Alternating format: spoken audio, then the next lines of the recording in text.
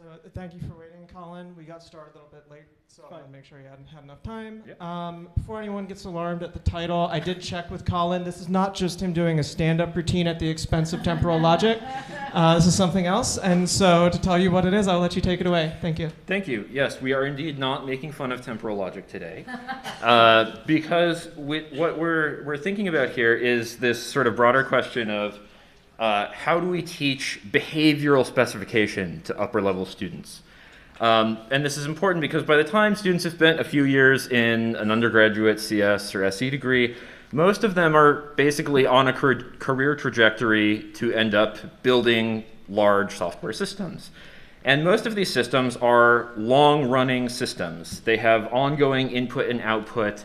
The state of the system changes over time. These meet the definition of a reactive system as it appears in the literature. And yet, most of how most people teach software quality is still sort of focused on this 1980s batch processing model of we give the system input, it gives us a result, and we're done. And we look at whether we like the result or not. And this is, of course, not how most software actually works. You have to go through that before you can tackle more complicated things, but this is where most of our students end up heading. And of course, if we want to teach them how to make sure those systems do the right thing, move through the right sequence of steps, it's hard for them to actually ensure that correctness if they can't even articulate what correctness means, if they don't have experience thinking about what correctness means for that kind of program. And so certainly for many of us attending SPLASH, the sort of first thing that might pop into our heads is, we'll teach temporal logic, right? And this has a lot of qualities that do make it good for teaching in the sense that there are very robust tools. There is rich theory. We can explain what's going on. There are lots of prominent success stories in industry where, especially for career-motivated students, we can point at these examples in industry and say, look, it's real. People use this. It's useful, which is a good motivator for people to actually pay attention and invest the time to learn something hard. And in contrast, there are other approaches to talking about the behavior of a system over time, but by and large, they tend to have less mature tools. They might be one-off research prototypes. There's fewer, sometimes no, prominent successes you can use to motivate career-oriented students. And there are other downsides to temporal logic too, though, which is it relies on a bunch of basically the weak points for most undergrad CS and SE students. Most undergrad CS and ESC students still struggle with first-order logic. Many of them still struggle with propositional logic. And so you hand them a logic that now has temporal operators in it too, and they're like, what is this? And it's also totally abstract, right? We usually don't use these temporal logic specifications with actual programs. We use them with models of programs. And this is, of course, also hard to motivate to many students because they see, like, this is the code, but you want me to see if this thing over here that I'm never actually going to run does the right thing, but what about the code, right? And so it seems like our choices are kind of this dichotomy between we have things that are hard to teach, but clearly relevant and do have value, or things that seem like they're not quite as ready to teach, and so what do we do? And of course, this is not a unique dilemma, but I'm going to tell you what I've ended up doing with this, and I also want to emphasize that this is not a knock against other people who are really working hard on finding new, better ways to teach programming, formal methods, first-order logic, all of these things, right? There's lots of ways to say, like, if we're struggling with these things, like, we can improve those things, and we can. But for now, here's what I've ended up doing. I have ended up mocking temporal logic in my course curriculum. So mocking in testing is this practice of replacing something that your code depends on with a fake version while you're testing it, right? So if you have a dependency on an external network connection, it's hard to make the network connection fail on command when you want to test your failure code. So in practice, you test with a fake version of the network connection that you can program to just fail in the test where you're trying to test the failure handling and so on. This is very widely used in practice. I typically have a couple students tell me, I used that in my last co-op, or I heard of somebody else on my team doing that on my last co-op. And it ends up being fairly simple to explain. It's, well, you had this object that was the real connection before, and now you just refactor your code just a bit so you can pass the fake version in the test. And that's it. And that's easy to explain to students. And if we stop to think about this for longer than I'm going to give you to think about it now, this actually has some echoes of assume guarantee reasoning, which is another thing that we like to teach when we teach about these behavioral specifications, because the behavior of the system we're trying to build depends on interactions with the environment. So we like to say, assuming the environment behaves this way, the code we're checking is supposed to do this, right? It's dependent on what the environment does. And so these mocks act like part of the environment. And conveniently, if this sounds like I'm just setting students up to write a crap load of code, well, actually, there are some nice embedded DSLs for configuring these things. So it's actually not a lot of code to ask of students. So if we look at what these things look like, I would argue it's kind of actually a different kind of temporal specification. And it ends up kind of poking and prodding the same thought processes as real temporal logic. So if we do this in Java with Mockito, Mockito has this DSL where if we want a fake version of a T, we can say mock t.class. And then we can start configuring how that's supposed to behave when we call methods on that object, right? So we can say, okay, when we call m.isValid, we should return true. Great. And it turns out this has an equivalent LTL, linear temporal logic formalization.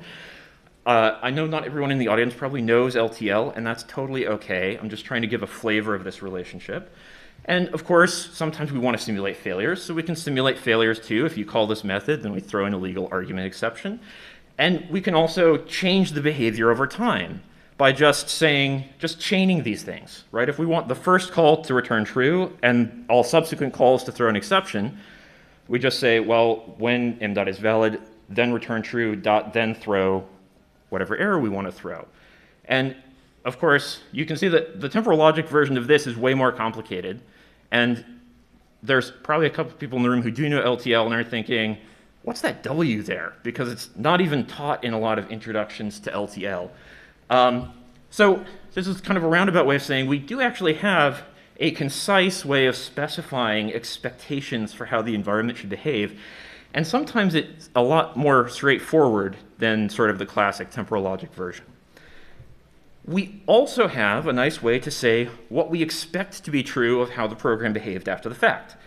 So after the test, we can write, well, if we want to make sure that get was called at some point in the past and we passed 0, we can write verified m.get0. And this also has a past time temporal logic formulation because these are assertions. They run at the end of the program. So they are looking into the past from the end of the program. And if we want to say that something should have happened in a particular order, well, syntax is a little bit gratuitously different, but we can just say, well, after we set up this in order, we can say first get 0 should have happened, and then get 1 should have happened, which has a slightly less convenient form again. So we do have ways of specifying things that we would specify and describe in temporal logic, but it's in this nice embedded DSL that is a little friendlier to students. Again, past time because the assertions in a test happen at the end. And the thing I do want to point out here is there's no temporal operators anywhere here. They don't exist here. If you want things to happen in a certain order, you just write them in that order. Like if I say, yesterday I walked out to the front desk and I went to the cooler and I brought a bottle to the front desk and I overpaid dramatically.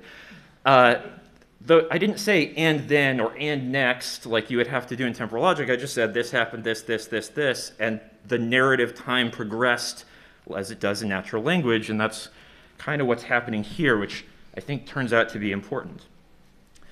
So if we look at these kinds of parallels, we have something where the syntax is just an embedded DSL in Java. The students, at least in my course, have had a couple years of Java, so this is not intimidating to them. They're like, yeah, it's a Java library, whatever.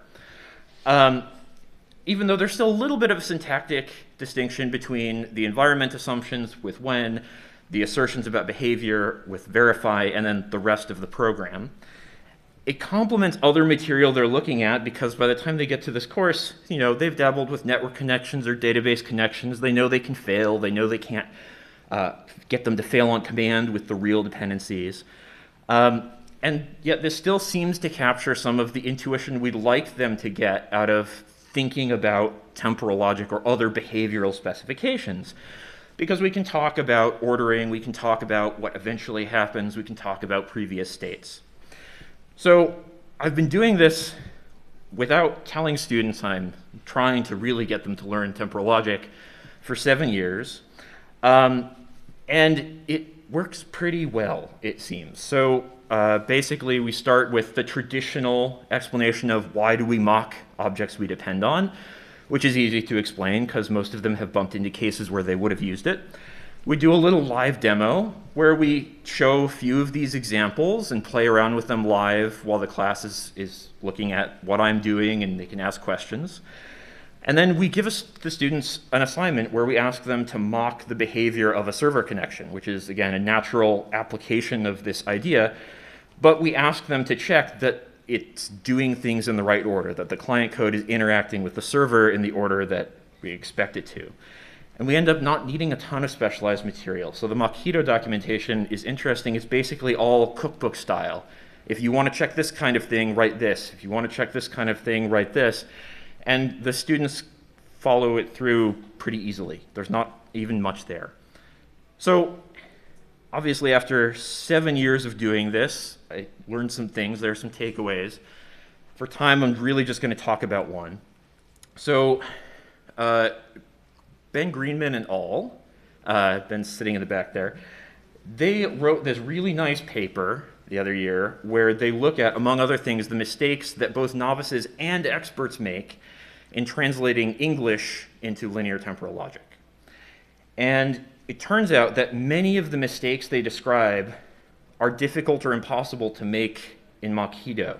There either is no equivalent mistake, or the thing that people make mistakes with is actually the default, right?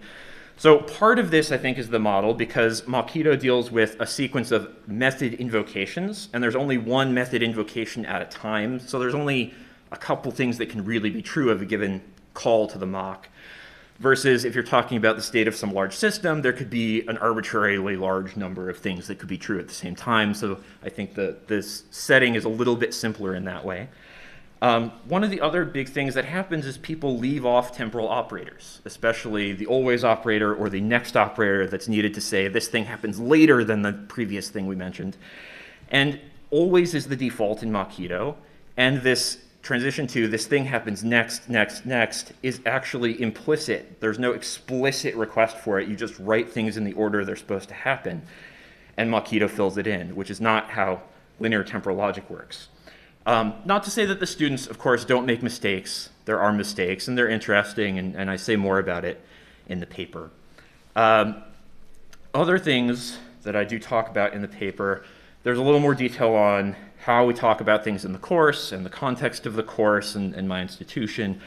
One bonus that was really just a footnote, but one reviewer seemed to really like, is that ChatGPT is not very good at using mocks right now, so of course that's a bonus.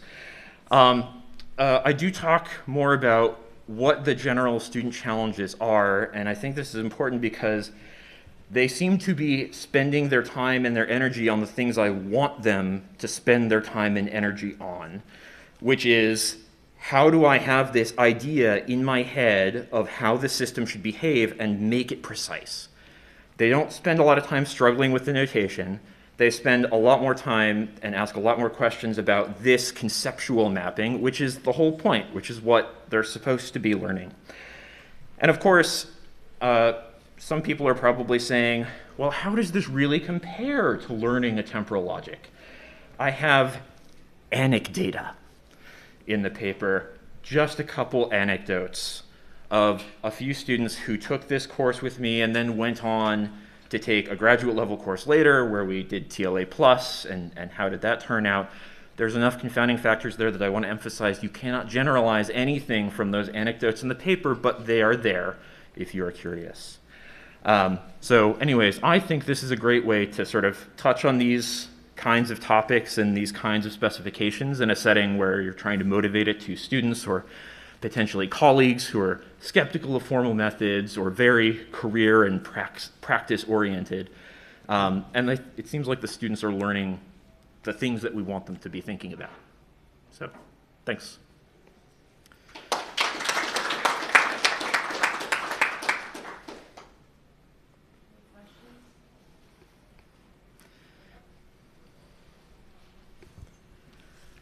Okay, hello. Yeah, I think this is great. And it sounds like we don't need temporal logic. You can get rid of it and just teach mocks instead, and that's awesome. You should be using a domain-specific language. So the question is there anything that you wish you could describe that LTL would be able to cover, but that you can't say in Mockito? So there are, I say a little bit more about this in the paper. One of the things that is not natural to describe in Mockito is a strong until. The version of until where something is true until a certain thing happens, but that thing really must happen. You can express it, but it's a little awkward. It's a little less direct because you need to combine an in-order thing with another kind of assertion, and it's a little bit weird. And you can come up with examples where you do need to fall back into, Mockito gives you an escape hatch where you basically give it an object that gets its state updated every time a call happens. So for the level of things that we typically hit in like, this is your first time seeing temporal logic, I don't really think we bump into those. But the library's there, so clearly people in the real world do run into those limitations where it pays off for them to go to this totally unscripted thing.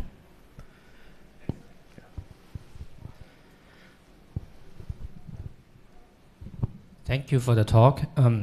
So are you concerned about that part of the reason might be that you want the students to learn about the abstract reasoning, and then since if you are stripped away too much formal, I think sometimes struggling might be helpful, but yeah, there's obviously the balance between, right? I think that's exactly right? It's a question of where should the balance point be? And at least for the context I'm in, which again I say more about in the paper, but this is in the context of a course where I can't spend a few weeks on this. So this is something that we can do in a week, and then students can spend a week and a half to 2 weeks on an assignment where they kind of dig into this a little bit more. Versus even when I teach TLA Plus at the graduate level, it takes me 2 weeks just to sort of get the main ideas across thoroughly, and then another 2 weeks for the students to work out those details. And that course also just has a much higher workload period. So all of these things are kind of connected, right? So there's not one right answer, but I think this is an interesting point in the curriculum design space. Thanks for the great talk. I find this super intriguing. I'm trying to figure out if we can use this too. A clash that I feel between the kind of traditional software engineering course in the first couple of years and TLA Plus is that many software engineering courses are very focused on encapsulation and modularity, and somehow you reason about all of your objects as separately as possible. And TLA Plus, to some extent, encourages this rather global view of, I know everything about what the whole system is doing. Yeah. Do you have anything to say about this approach in that context? Is there any kind of composition of these mocking framework usages or something like this that makes sense? So one of the other trade-offs in this approach is that the places where you would use mocking with an eye towards modularity, you're usually doing this at something that's already an abstraction boundary. So you have a network connection. You don't really care how the network connection works. You just care sort of like your sequence of interactions with that network connection. The flip side is if you do go to a case where you have multiple mocks flying around in the same test, this now does start to get a little more unwieldy because you're thinking, what are the interleavings between the uses of the two mocks, for example? Hey, great talk. So I'm also at an institution that like Drexel, has short academic terms and has very job-minded, very practical-minded students. And having taught a TLA Plus course there and not doing that again, I really sympathize with this challenge of trying anything new and formal like this in that kind of constrained academic environment. And I think my question is, what design choices was it? What was it about this approach that helped it work in that sort of constrained environment that we're both in?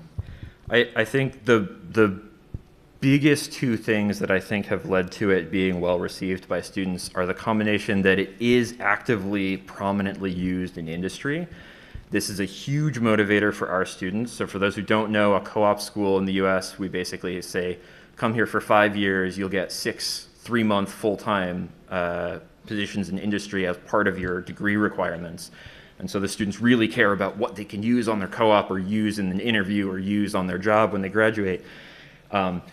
TLA Plus, we can point to stuff like, you know, the Newcomb paper and say like, look, Amazon does this, but it's still like several steps of abstraction removed. And this is something that like I said, I sometimes get students saying, I heard about this on my last co-op. And then other students hear that student say that and they're like, oh, this must really be real. It's not just the professor pulling my leg. And the other thing is that it is embedded in Java. So to them, it looks like just kind of a funky Java library. And so it removes the intimidation factor. Nobody's asking me, how do I type a square on my keyboard? You know, so I think those are the main things, is that the barrier to entry seems to be smoother, and the sort of argument we can make for why you should care seems to be easier to make. Great, thank you. So just checking if anyone else has questions. If not, I have one more. So I'm wondering if it's possible to kind of have it both ways. So I had one project where I had a bit of a DSL, and I was compiling either to or from linear temporal logic so it could kind of still have a formal semantics. Is compiling to or from a linear to a temporal logic something that you've thought about for Mach-Keto? Is that something that's perhaps in the future? It is something I have definitely thought about doing, and actually the first version of this paper, I started to kind of try to sketch out a systematic translation from Mach-Keto to LTL. It got a little bit wonky, and I decided it was probably better to just say, you know what, we'll do this later. But I think there's something there. I think you could totally do it. All right, great, thank you. Any last questions? And if not, let's give one more round of applause.